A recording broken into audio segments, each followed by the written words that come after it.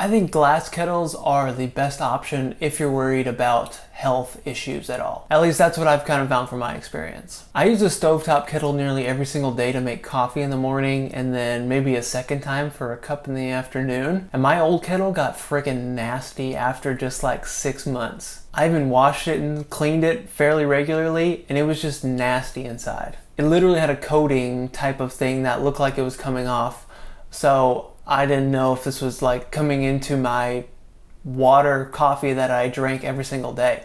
Didn't seem very healthy. And it was even stainless steel, which I thought was a good material, but apparently not. And maybe this was just a really cheap one. But I guess like the constant heating and cooling of it every day made it vulnerable, or had a coating on it because of that, or something like that. Plus, because it was opaque, it was stainless steel, you could never really know if it was actually clean inside or anything like that. It was kind of hard to tell. And yeah, because I was using this every day, it just seemed like it would be detrimental to my health. I'm not normally like super worried about that kind of stuff, but when it's something I'm using every day or multiple times a day, I kind of got a little worried about it. So I was doing some research looking to buy a new kettle that wouldn't have this, but even higher end models and stuff, I still saw people were having this issue. So I figured a glass kettle might be a good alternative. So I bought this bad boy here, the Whistling Kettle.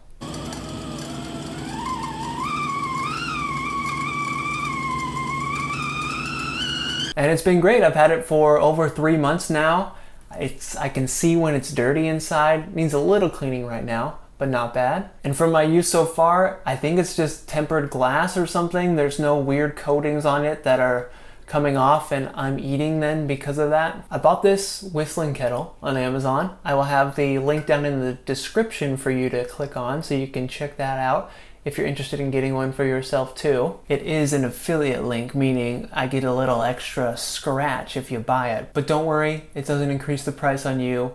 It comes out of Amazon's pocket. And yeah, to my knowledge, this seems to be safe. Glass seems to be a safe material to drink out of consistently and heat up and cool down consistently.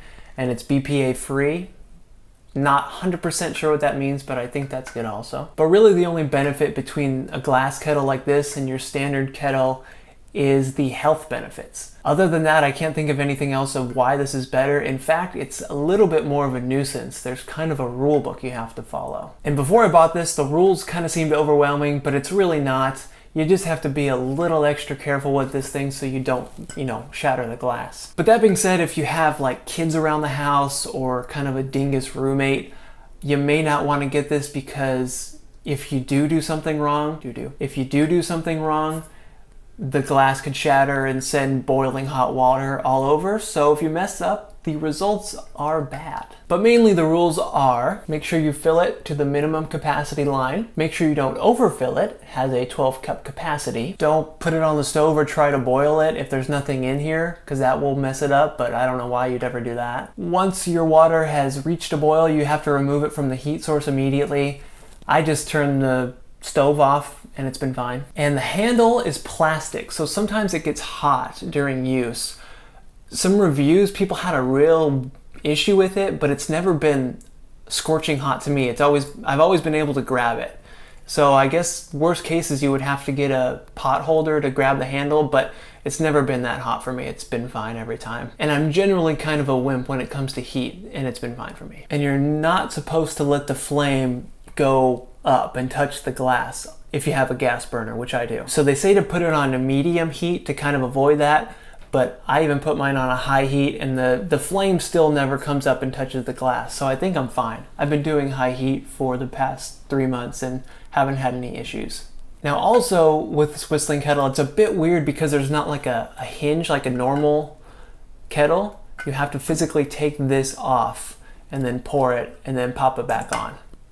And that hole is where the steam will escape, which is how you'll get your whistle. So it's kind of weird when you're first starting out. It's a bit of an adjustment, but it's been fine now. It's just that this does all get hot, so you kind of have to lift it up like this. That's why this handle on the lid is so long, but it's fine. You get used to it. But that's it. Just follow the rules and you'll be fine. So it's been great for me for the past few months. I'm gonna keep using it and buy a new one if I ever have to. And it's really nice just to see when you can see that it's getting dirty inside and you just need to wash it. And it's nice to know that nothing is really being absorbed from the kettle container into my boiling water that I'm drinking every day.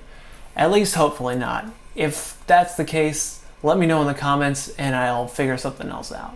And again, if you're interested in the whistling kettle, this is the best glass kettle that I could find online. I did about an hour of research. So this one works great. I like it. Good reviews. Good price too. It's on Amazon. The link will be down in the description again for you to click on and check out. So if you like this video, I'd encourage you to subscribe. Press the button down there because I do a lot of helpful videos like this. Like I recently made one that you can click on here, which documents how I always have hot, ice, decaf, and regular coffee ready to go at a moment's notice throughout the day. And I use this kettle for it. Plus I have a podcast. It's called Curiosityness, just like this channel, where I interview fun, interesting people that have a good story to tell, and we just talk for an hour or so, and I learn from them. You can click the link up over here to visit my website, where then you can check out the podcast wherever you'd like. Recently, I interviewed an architect who walked me through the whole evolution of Las Vegas. So we talked about how Vegas kind of started out as like a saloon western town, went through like the mid-century modern Palm Springs style, how it was like Disney-fication-ified, and everything had a theme, and then now today to kind of like its modern slickness and sexiness. So it was a pretty interesting story. If you want to check out that podcast episode, you can click up here again and you can watch it for free. That's all I have to say. Thank you for watching this whole video. Good luck with your water boiling kettle adventures, and goodbye.